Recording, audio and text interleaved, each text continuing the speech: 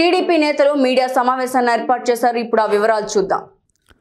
ఆయన భారతదేశంలో ఏ రాజకీయ నాయకుడికి లేనటువంటి ఒక నేర చరిత్ర కలిగిన వ్యక్తి మన రాష్ట్ర ముఖ్యమంత్రి గౌరవ జగన్మోహన్ రెడ్డి గారు. ఆయన ముఖ వర్చస్సులో కానీ ముఖ కవళికల్లో కానీ ఎక్కడ కూడా తాను నేరస్తుడు, తన మీద 11 ఛార్జ్షీట్లు ఉన్నాయి, తాను ప్రతి శుక్రవారం కోర్టుకు వెళ్ళవలసిన పరిస్థితి తనది, కోర్టులో విచారణ సజావుగా జరిగితే తాను మరలా జైలుకు వెళ్ళవలసిన పరిస్థితులు ఉన్నాయని తెలిసి కూడా ఆ ముఖ వర్చస్సులో ముఖ కవళికల్లో ఎక్కడా కూడా భావం కనపడకుండా ఆయన నటిస్తూ ఉన్నాడు. అందుకే నేను అన్నాను అతను ఒక పెద్ద నటుడు అని. నిన్న సుప్రీంకోర్టులో ఏం జరిగింది?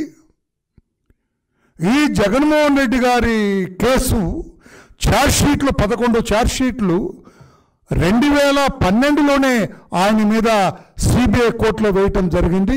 ఇంతవరకు విచారణకు నోచుకోలేదు. అదే మిగతా కేసుల్లో అయితే ఊరుకుంటారా? విచారణ అక్కడ ఆగిపోయింది అని సుప్రీంకోర్టులో ఒక వ్యక్తి పిటిషన్ వేస్తే అది నిన్న విచారణకు వచ్చింది సుప్రీంకోర్టులో. సుప్రీంకోర్టు పూర్తిగా విచారణ చేయలా. సిబిఐ వాళ్ళు సుప్రీంకోర్టుకి తెలియజేశారు. నేను ఇది ప్రెస్లో వచ్చిన దాన్ని బట్టి మాట్లాడుతున్నాను. నేను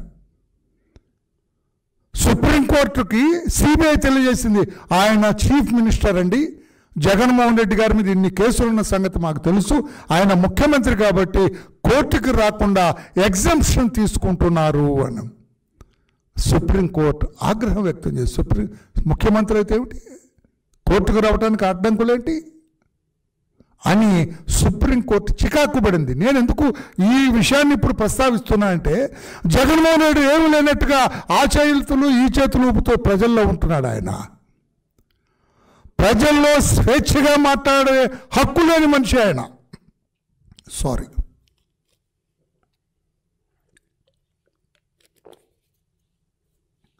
ప్రజల్లో స్వేచ్ఛగా తిరిగే హక్కు లేని మనిషి.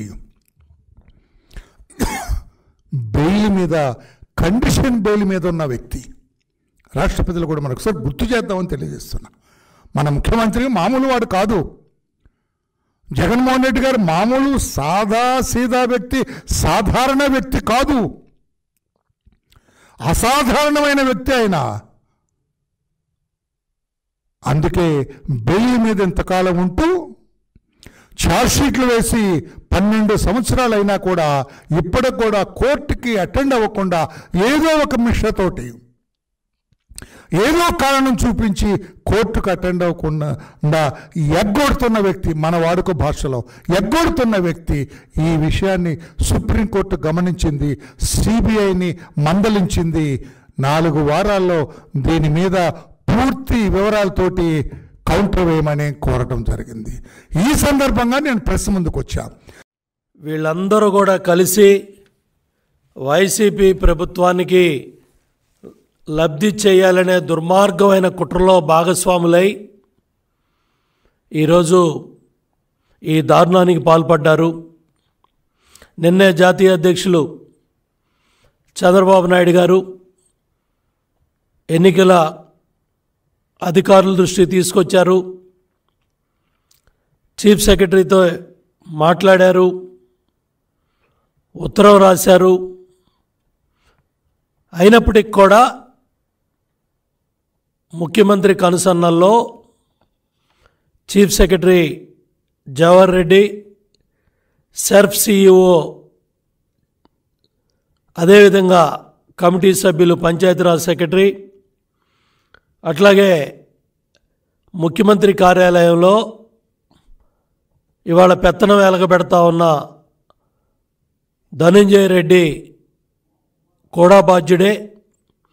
అందరూ కలిసి ఈరోజు 56 లక్షల మంది పింఛన్దారుల్ని ఈ మండు టెండలు 42 డిగ్రీ పైనున్న పరిస్థితుల్లో సచివాలయాలకు మీరు రమ్మన్నారంటే ఏసీ రూముల్లో కూర్చున్న అధికారులారా, ఎవరైతే ఈ నిర్ణయాలు తీసుకున్న స్వార్థపూరిత అధికారులు నేను ప్రశ్నిస్తూ ఉన్నాను, మీకు మానవత్వం ఉందా?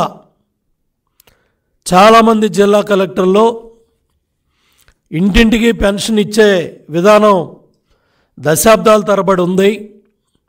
కొద్దిపాటి విలేజ్ సెక్రటరీలు ఉన్నప్పుడే ఇంటింటికి వెళ్ళి ఇచ్చొచ్చాం. ఇవాళ 1,35,000 మంది సచివాలయ సిబ్బంది ఉన్నారు. 15,005 సచివాలయాలు ఉన్నాయి. ప్రతి ఒక్క ఉద్యోగస్తు కూడా లెక్క తీసుకుంటే 50 పెన్షన్లు ఒక్క రోజులో ఇచ్చే సామర్థ్యం అధికార యంత్రాంగానికి ఉందని జిల్లా కలెక్టర్లు చెప్పినప్పటికి కూడా సెర్ఫ్ సిఇఓ దుర్మార్గంగా మురళీధర్ రెడ్డి ఈ కుట్రలో భాగస్వాముడు, ప్రధానమైన భాగస్వామి ముఖ్యమంత్రి కార్యాలయం ధనంజయ రెడ్డి, సెర్ఫ్ సిఇఓ మురళీధర్ రెడ్డి ఇద్దరు కూడా కలిసి కలెక్టర్లు చెప్పిన సమాచారాన్ని పక్కదోవ పట్టించి ఇవాళ మీరు ఏకపక్షంగా 56 లక్షల మంది పింఛన్దారుల్ని ఈ మండు టెండర్లో సచివాలయాలకు రమ్మన్నారంటే ఎంత దుర్మార్గమో దీని మీద మళ్ళీ వెంటనే చీఫ్ సెక్రటరీ బాధ్యత తీసుకోవాలి. ముఖ్యమంత్రి వైఎస్ జగన్మోహన్ రెడ్డి గారు అనేక గోబెల్ ప్రచారాల ద్వారా అధికారంలోకి వచ్చారని చెప్పడానికి నేను ఒకసారి ఆ విషయాన్ని ప్రజలందరి దృష్టికి తీసుకొస్తున్నాను. ఎందుకంటే కూడికెత్తి కేసు తీసుకున్నా కానీ, లేకపోతే వైఎస్ వివేకానంద రెడ్డి గారి హత్య కేసు తీసుకున్నా కానీ, అనేక కులాలని విడదీసిన విధానం కానీ ఇవన్నీ చూసినట్టయితే సోషల్ మీడియా ద్వారా ఒక చెడు ప్రచారానికి తెరతీసిన పార్టీ వైఎస్ఆర్సీపీ పార్టీ. మరలా ఈ రోజున మొదలుపెట్టారు. ఏదైతే పెన్షన్స్ ఉన్నాయో 1వ తారీఖున ఇవ్వాల్సిన అవ్వాతాతలు కానీ, లేకపోతే దివ్యాంగులు కానీ పెన్షనర్స్కి ఇవ్వాల్సిన సొమ్ముని మీరు ఖజానాలో డబ్బు లేకుండా మీరు పూర్తిగా ఇతర అవసరాలకు మళ్లించి కాంట్రాక్టర్లకి బిల్లు చెల్లించడం ద్వారా మీరు ఒక చెడు సాంప్రదాయాన్ని తెరతీసి ఈ రోజున అవ్వాతాతలను కానీ దివ్యాంగులను కానీ మీరు బలి చేస్తున్న విషయం వాస్తవం కాదా అని చెప్పి మేము తెలుగుదేశం పార్టీ పరంగా ప్రశ్నిస్తున్నాం. మార్చి 16-30 తారీఖు మధ్య సుమారుగా మీరు 13,000 కోట్ల రూపాయలు నిధులు మీరు కాంట్రాక్టర్లు సొమ్ము చెల్లించిన, మీ గుత్తేదారులకి సొమ్ము చెల్లించిన విషయం వాస్తవం అవునా కాదని చెప్పి మేము ప్రశ్నిస్తున్నాం. ఈ రోజున మీకు 1వ తారీఖున చెల్లించాల్సిన పెన్షన్స్కి డబ్బులు లేక మీరు పెన్షన్స్ ఆపేసి తెలుగుదేశం పార్టీపైకి ఒక మీరు ఇష్టారాజ్యంగా ప్రచారం తీసుకొచ్చి తెలుగుదేశం పార్టీపైకి నెపం నెట్టడం అనేది అత్యంత దుర్మార్గంగా తెలుగుదేశం పార్టీ మేము ఖండిస్తున్నాం. ఇక చూసినట్టయితే ఈ మధ్య ఏదైతే టెలికాన్ఫరెన్స్ జరిగిందో, టెలికాన్ఫరెన్స్లో కలెక్టర్స్ అంతా కూడా ఒకే మాట మీకు చెప్పారు. ప్రభుత్వ సిబ్బంది ద్వారా అన్ని పెన్షనర్స్ కూడా 1వ తారీఖున నిధులు చెల్లించవచ్చు అని చెప్పి వాళ్ళు కలెక్టర్స్ తెలియజేసిన దాని మీదట మీరు తీసుకున్న చర్యలు ఏంటి? అంటే మీరు కలెక్టర్స్ చెప్పిన విషయాన్ని కూడా వాస్తవాన్ని దాచి ఏదైతే సర్ఫ్ సిఇఓ మీ అధికార పార్టీ బంధువై ఉన్నారో మురళీధర్ రెడ్డి కానీ, లేకపోతే చీఫ్ సెక్రటరీ జవహర్ రెడ్డి గారు కానీ, మీ అన్నీ మీ కలెక్టర్స్ యొక్క వాదన వినకుండా మీరు నిధులు లేక మీరు పెన్షన్స్ అన్నీ కూడా ఇవ్వలేని అసమర్థ ప్రభుత్వం అని చెప్పి ఈరోజున తెలుగుదేశం పార్టీ పరంగా మేము తెలియజేస్తున్నాం. ఇక్కడ 2 విషయాలు మనకు తెలుస్తున్నాయి. మీ దగ్గర నిధులు లేవు, నిధులు లేకే మీరు తెలుగుదేశం పార్టీపై నెపం నెట్టి మీరు డ్రామాలు ఆడుతున్నారు. 2, ఎలక్షన్స్ ముందు మీరు 2019 ఎలక్షన్స్ ముందు ఏదైతే గోబెల్ ప్రచారాలు చేశారో తెలుగుదేశం పార్టీపైకి ఒక రాజకీయ వికృత క్రీడను మీరు కొనసాగించారో ఈ రోజున కూడా మళ్ళీ ఎలక్షన్స్ ముందు అదే రాజకీయ కుట్రకి మీరు తెరలేపారని చెప్పి తెలుగుదేశం పార్టీ పరంగా మేము తెలియజేస్తున్నాం. అవ్వా తాతయ్యలకు, దివ్యాంగులకు, ఒంటరి మహిళలకు ప్రతి నెల 1వ తారీఖు నాడు పెన్షన్ ఇవ్వటం సాంప్రదాయం. గత ఎన్నో సంవత్సరాలుగా సాంప్రదాయబద్ధంగా వస్తున్నటువంటి 1వ తారీఖు పెన్షన్లు ఇవ్వటం అనేది. కానీ ఇక్కడ ఉన్నటువంటి మోసకారి సంక్షేమంతో జగన్మోహన్ రెడ్డి కుట్రపూరితమైనటువంటి వాతావరణంలో కుట్రతో పెన్షన్లు డిలే చేయటం ద్వారా చంద్రబాబు నాయుడు గారి మీద కుట్ర చేస్తున్న విధంగా ఉందని అవ్వాతాతల్ని, దివ్యాంగుల్ని, ఒంటరి మహిళల్ని, పెన్షన్దారులందరికీ కూడా నేను ఈ సందర్భంగా తెలియజేస్తూ ఉన్నాను.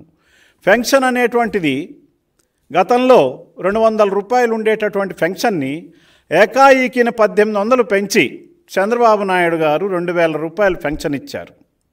తర్వాత 3000 రూపాయలు చేస్తానన్నారు. కానీ నువ్వు వచ్చావు, నువ్వు కుట్రపూరిత వాతావరణంతో మీ బాబాయిని గొడ్డలితో నరికి దాన్ని కుట్ర రూపంలో ప్రతిపక్షాల మీద వేయటానికి ప్రయత్నం చేశావు.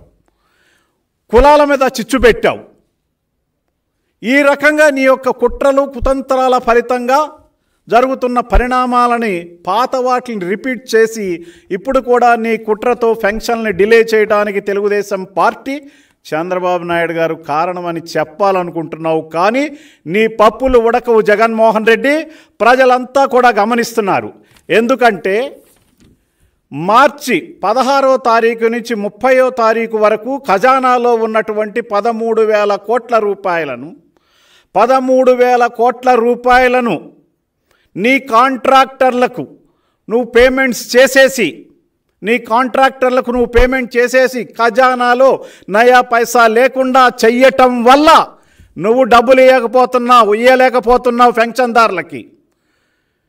ఆ కారణంగా నువ్వు డబ్బులు ఇయ్యలేకపోతే దాన్ని కుట్రగా దాన్ని తీసి సచివాలయ ఉద్యోగుల మీద ఎవరెవరో కుట్రలు చేస్తున్నారు, వాళ్ళు లేరు కాబట్టి నేను ఇయ్యలేకపోతున్నాననే నీ సమాధానం బ్రూమ్రాంగ్ అవుతోంది.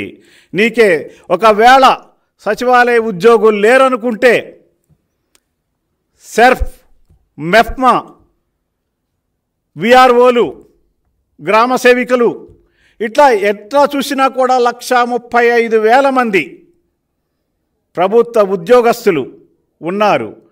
కలెక్టర్లు ఆల్రెడీ మీకు కలెక్టర్ కాన్ఫరెన్స్ ఏదైతే జగన్మోహన్ రెడ్డి, మోసగారి జగన్మోహన్ రెడ్డి, కుట్రదారు జగన్మోహన్ రెడ్డి మీటింగ్ పెడితే కాన్ఫరెన్స్లో Jawahar Reddy chief secretary, SERP CEO Muralidhar Reddy మీరందరూ కలిసి మీటింగ్ పెట్టినప్పుడు అన్ని జిల్లాల కలెక్టర్లు ఒకే రోజులో మేము పేమెంట్ చేయించడానికి అన్ని ఏర్పాట్లు చేస్తామని చెప్తే మీరు మురళీధర్ రెడ్డి, జవహర్ రెడ్డి మీరు చెప్పినట్టుగా దానికి కుదరదు 3వ తారీఖు నుంచి మొదలెడతాం అని మీరు దాటవేయటంలో ఉద్దేశం